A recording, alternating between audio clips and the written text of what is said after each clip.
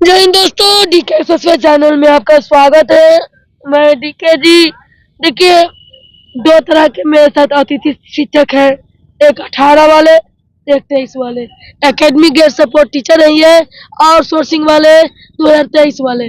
मैं इनसे बात करती हूँ 2023 वाले शिक्षक 10+2 ना 2023 है, 10+2 2023 वाले शिक्षक से हर जगह भटके, हर जगह गए। लेकिन आज का डेट का 2025 का क्या माहौल रहा, क्या मतलब है, क्या क्या इनको जो है प्रोत्साहन मिला, और क्या आगे इनका जो है भविष्य उनका लाइफ में हो सकता है। हर मंत्री के पास जाते हैं, हर जगह जाए, हर बैठक में जाते हैं, हर जगह गए। तो क्या इनका मेन मोटो, क्या विजन है, सरकार का क्या मंशा है, इन तमाम बातों को लेकर के ये कुछ कहते हैं। अतिथि शिक्षक है 23 वाले, 10+2 अतिथि शिक्षक एकेडमी के सपोर्ट टीचर वाले। आप बताइए पूरा मैटर को, आप समझाइए थोड़ा शॉर्ट्स में, कि मीडिया भी समझे कि 18 वाले का इस तरह से 23 वाले के पर क्या तर्ज है, बताइए।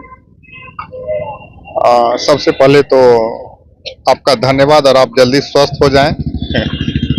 बहुत विपरीत परिस्थिति में भी आप जो है अपना काम को नहीं विराम देते हैं और विराम काम कर रहे हैं। बहुत बड़ी राम की कृपा हो आप पे।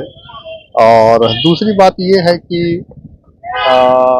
एकेडमिक सपोर्ट गेस्ट टीचर का जो मुहिम था वो लगभग 1.25 साल से चल रहा है, और इस मुहिम में काफी लोग हमारे साथ काम कर रहे हैं और इनके सहयोग से ही जो है सो आज तक हम लोग यहाँ पे पहुंचे हैं।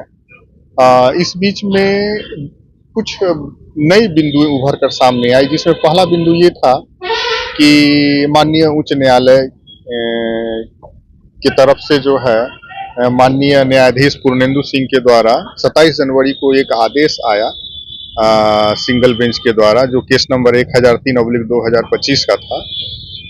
उसमें पिटिशनर जो थे उनके फेवर में ये डिसीजन आया है कि जो संकल्प 51 के तहत जो लोग गेस्ट टीचर बहाल हुए थे, क्योंकि उनका जो रिव्यू ऑर्डर था वो ऑनरेबल गवर्नर की तरफ से था, तो इसलिए एग्जीक्यूटिव ऑफिसर उसको जो है सो रेफर करते हुए टर्मिनेशन नहीं कर सकते हैं। तो तत्काल वो लीगली जो है उसको विथड्रॉ करने का जो है सो कोर्ट की तरफ से ऑर्डर आया था।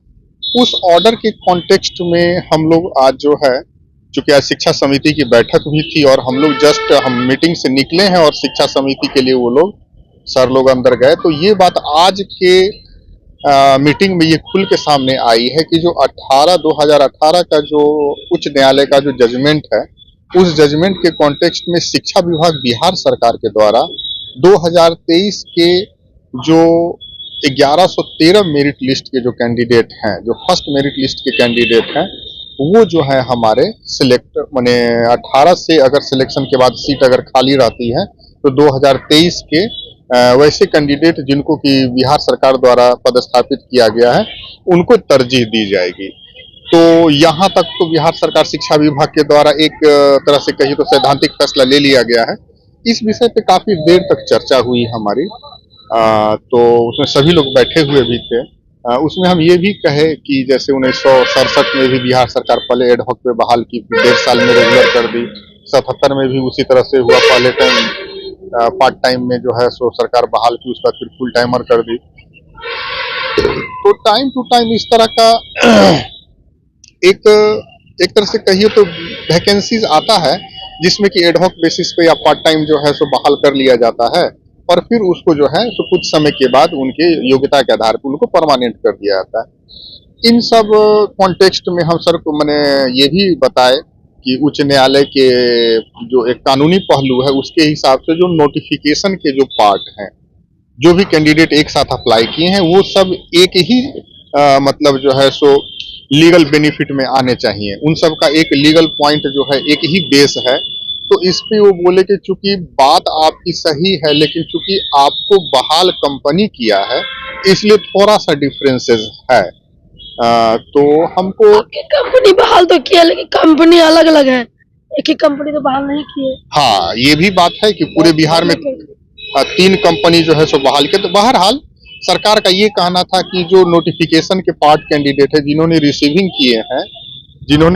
किए हैं उनको जो है सो आप ऐसा नहीं कह सकते हैं कि आपके माने पैरेलल हैं, क्योंकि जो सरकार जिसको बहाल की है, सरकार का हमारी जो बातचीत हुई विधान परिषद में, हम लोग सब गए हुए थे अंदर सभागार में मिलने के लिए, तो उसमें ये चीजें थोड़ी सी सैद्धांतिक तौर पे माने उनके तरफ से ये कहा गया कि चूंकि 2023 के गेस्ट टीचर में बहुत सारा डिफरेंसेस है कि कुछ को गवर्नमेंट बहाल कर ली, जो बच गए उसको कंपनी बहाल कर ली, कुछ को कंपनी बाहर से भी बहाल की है जो अपने आप को आउटसोर्सिंग कर रहे हैं।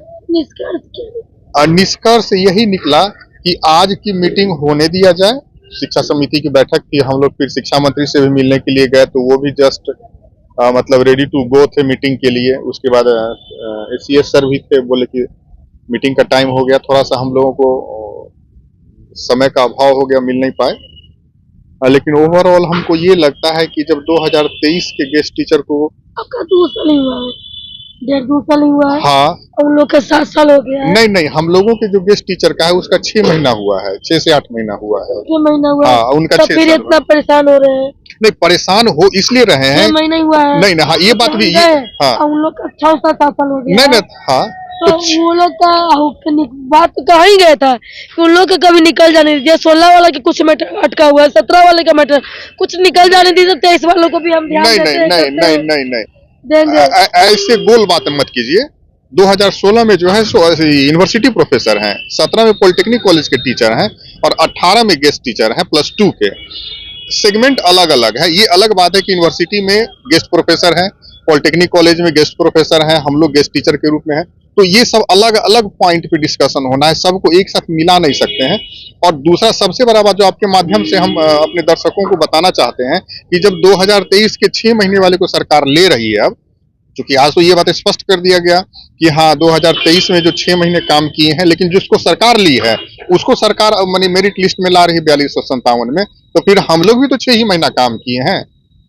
तो 6 महीना जब दोनों काम किया है, अंतर सिर्फ ये कि उसका रिक्रूटमेंट गवर्नमेंट प्रोसेस से हुआ, हमारा जो है प्राइवेट प्रोसेस से हुआ है, तो दोनों 6 महीना ही काम किया, तो वो 6 महीने वाले जो है सो रेगुलर हो रहे हैं और हम 6 महीने वाले क्यों नहीं रेगुलर होंगे। ये सबसे बड़ा जो है क्रिटिकल पोजीशन था। इसमें हम सरकार को मतलब ये भी बताने की कोशिश किए कि इसमें जो है सो कानूनी बिंदु भी बहुत सारा चीजों पर डिस्कस किए, जैसे माने जो हमारा हाई कोर्ट का जो जजमेंट का कुछ पॉइंट था, जिसमें ये था कि आर्टिकल जो है 14 और 16 का जो है वायलेशन है। अगर आप अचानक बिना किसी प्री इंफॉर्मेशन के आप किसी को हटा देते हैं, डायरेक्ट टर्मिनेशन लेटर निकालते हैं बिना कोई रीजन के, वो भी वायलेशन है रूल का।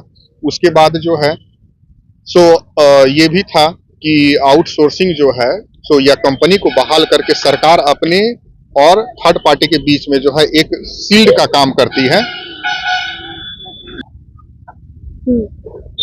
तो यही सब चीजों को लेके लंबी डिस्कशन हुई है और मैंने फाइनली ये स्टेटमेंट सर के द्वारा दिया गया है कि अभी हम लोगों की 2:30 बजे से मीटिंग है शिक्षा समिति की, और देखिए आगे फिर आप लोग आइए मिलने के लिए। जो स्पेस बचता है या बनता है उसमें हम आप लोग के लिए कुछ बेहतर जरूर करेंगे, लेकिन फिलहाल यही चीज हम बताना चाह रहे हैं। मैसेज क्या मिला, पॉजिटिव या नेगेटिव? मैसेज यही मिला कि 18 के फैसले में आधा 23 का जो है वो मेरिट लिस्ट में जा रहे हैं। माने 18 के फैसले में आधा 23 को जो है वो ले रहे हैं, आधा 23 को वो छोड़ रहे हैं। तो आधा 23 को किस बेस पे छोड़ रहे हैं और आधा 23 को किस बेस पे ले रहे हैं, ये डिस्कस किए होंगे ना? हाँ, डिस्कस किए।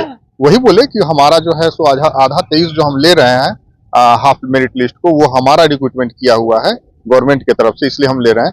बाकी आप लोगों का कंपनी का बहाली किया हुआ है, तो इसलिए आप लोग को नहीं ले रहे हैं। लेकिन हमको ये लगता है कि सरकार इस पे अगर गहन अध्ययन करेगी, कानूनी पहलू के हिसाब से थोड़ी सहानुभूति पूर्वक भी विचार करेगी, तो जो एक्चुअल कैंडिडेट हैं, जो उनके यहाँ एप्लीकेंट है मेरिट लिस्ट में है, जिनका मेगा सूची बना हुआ है, कम से कम वहां तक सरकार को लेने में किसी प्रकार का इरेगुलर या इलीगलिटी या बैकडोर वाली बात नहीं होगी, जो हाईकोर्ट के ऑर्डर में भी दिया गया है कि इलीगल, इरेगुलर और बैकडोर एंट्री को हटाइए आप। बहुत बहुत धन्यवाद दोस्तों, ये बात हुआ कुछ को लिया जा रहा है, कुछ को नहीं लिया जा रहा है। आने वाले समय में देखिएगा, इस पर भी हम मुद्दे को लाएंगे जोर शोर से। फिलहाल के लिए इतना ही। कमेंट बॉक्स में क्या लगता है आपको। जय हिंद जय भारत।